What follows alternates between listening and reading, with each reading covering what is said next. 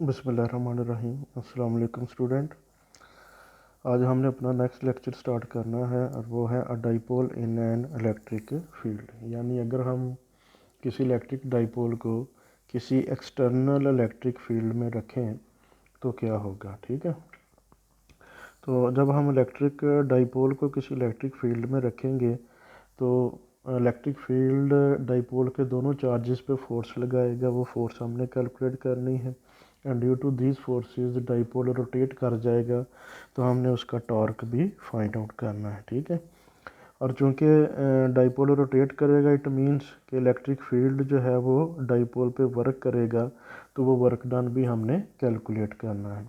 तो इसमें हम तीन चीज़ें कैलकुलेट करेंगे। एक तो फोर्स, जो नेट फोर्स लग रही है डाइपोल पे, दूसरा torque due to these forces, and last में हम इसका वर्क डन। ठीक है, और वो वर्क डन इसमें as a potential energy store होगा। तो एक्चुअली हमने इसकी पोटेंशियल एनर्जी कैलकुलेट करनी है डाइपोल की।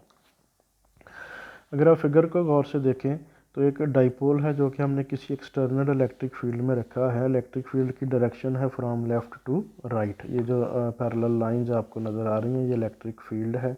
इसमें हमने ये डाइपोल रखा है जिसके दो चार्जेस हैं, पॉजिटिव एंड नेगेटिव। आप जानते हैं कि आप किसी पॉजिटिव चार्ज को इलेक्ट्रिक फील्ड में रखें तो उस पर फोर्स लगेगी in the direction of field, और अगर नेगेटिव चार्ज फील्ड में रखें तो उस पर फोर्स लगेगी in the opposite direction of field.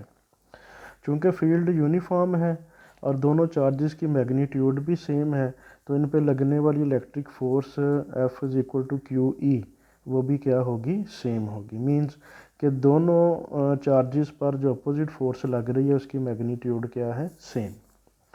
तो दोनों फोर्सेस की मैग्नीट्यूड सेम है, दोनों अपोजिट डायरेक्शन में है, तो जब आप इनका रिजल्टेंट यानी दोनों का सम फाइंड आउट करोगे तो नेट फोर्स क्या हो जाएगी, ज़ीरो हो जाएगी। ठीक है, मींस कि पॉजिटिव चार्ज पर एक डायरेक्शन में फोर्स लग रही है और नेगेटिव चार्ज पे अपोजिट डायरेक्शन में फोर्स लग रही है, दोनों को आप ऐड करोगे तो आंसर क्या आ जाएगा, ज़ीरो आ जाएगा। ठीक है, तो ये ध्यान में रखिएगा कि दोनों चार्जेस पर अपोजिट फोर्स लग रही है, दोनों की मैग्नीट्यूड सेम है, तो जब आप ऐड करोगे तो नेट फोर्स क्या हो जाएगी, ज़ीरो, यानी सिग्मा एफ क्या आएगा, ज़ीरो। लेकिन ये दोनों फोर्सेस जो हैं ये मिलके कपल बनाएंगी। ठीक है, तो इस कपल की वजह से क्या होगा कि ये डाइपोल रोटेट कर जाएगा। ठीक है, जब ये डाइपोल रोटेट करेगा तो इट मीन्स कि टॉर्क प्रोड्यूस होगा, तो वो हमने टॉर्क जो है वो फाइंड आउट करना है। ठीक है,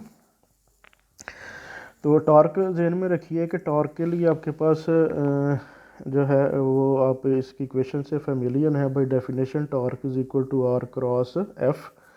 तो आर यहाँ मोमेंट आर्म है। मोमेंट आर्म क्या होता है, perpendicular distance from pivot point to the line of action. ये आर है, मोमेंट आर्म। ठीक है, और एफ में अगर एंगल 90 है तो मैक्सिमम टॉर्क होगा, तो आर एफ साइन 90 टॉर्क किसके बराबर आ जाएगा, आर एफ के आ जाएगा। यहाँ आर क्या है, मोमेंट आर्म। तो यहाँ हमने मोमेंट आर्म जो है उसको कैलकुलेट करना है कि मोमेंट आर्म क्या होगा।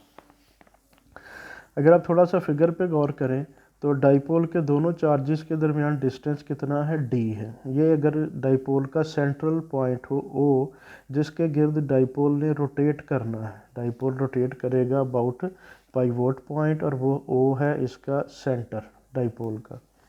अगर ये सेंटर है तो डी बाई टू लेंथ ऊपर रह जाएगी, डी बाई टू लेंथ नीचे रह जाएगी। ठीक है, तो ये लाइन ऑफ एक्शन है, यानी फोर्स इस लाइन पे एक्ट कर रही है।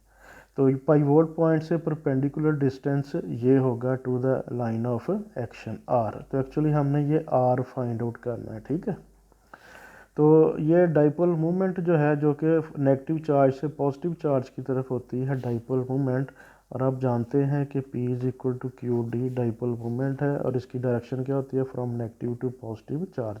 तो डाइपोल मूवमेंट जो है वो इलेक्ट्रिक फील्ड के साथ एंगल बना रही है थीटा। तो ये डी बाई टू है, एंगल थीटा है, ये आर है, परपेंडिकुलर है। तो आप जानते हैं कि perpendicular over base, perpendicular over hypotenuse, यानी r over d by two, ये किसके बराबर होगा, परपेंडिकुलर आर, और डी बाई टू क्या है, हाइपोटेन्यूस। तो परपेंडिकुलर ओवर हाइपोटेन्यूस क्या होता है, साइन थीटा। तो यहाँ से आर की वैल्यू आएगी d/2 उधर मल्टीप्लाई होगा तो d/2 साइन थीटा। तो हमारे पास जो टॉर्क आएगा वो टॉर्क होगा F यानी फोर्स इनटू मूवमेंट आर्म, और मूवमेंट आर्म क्या होगा d/2 साइन थीटा। तो ये टॉर्क आएगा, ठीक है। एक टॉर्क τ1 यहाँ पे होगा, जो ये फोर्स पॉजिटिव चार्ज पे लग रही है, ये इसको रोटेट करेगी क्लॉकवाइज इस डायरेक्शन में, और एक टॉर्क τ2 यहाँ एक्ट करेगा जो इसको रोटेट करेगा इन क्लॉकवाइज डायरेक्शन जैसे, ठीक है। तो नेट टॉर्क जो है हमारे पास वो होगा τ1 प्लस τ2। तो आपने एक तो ये मूवमेंट आर्म को जहन में रखना है कि हमने कैसे कैलकुलेट किया है, नेट फोर्स को जहन में रखना है कि नेट फोर्स 0 है यानी सिग्मा एफ 0 है, ठीक है। लेकिन ये दोनों फोर्सेस मिलके कपल बनाती हैं, इस वजह से ये टॉर्क जो है वो क्या करता सॉरी डाइपोल जो है वो रोटेट कर जाता है। तो उसका हमने टॉर्क फाइंड आउट करना है। तो τ1 जो पॉजिटिव चार्ज पे एक्ट कर रहा है, τ2 जो नेगेटिव चार्ज पे एक्ट कर रहा है, दोनों को फाइंड आउट करेंगे। अब ये फ़र्ज़ करें τ1 हमने कैलकुलेट किया F d/2 sine theta. Same ऐसे ही जब हम τ2 कैलकुलेट करेंगे तो उसकी वैल्यू भी क्या आएगी d/2 साइन थीटा। तो दोनों टॉर्क्स को हम ऐड करके टोटल टॉर्क जो है वो फाइंड आउट कर लेंगे।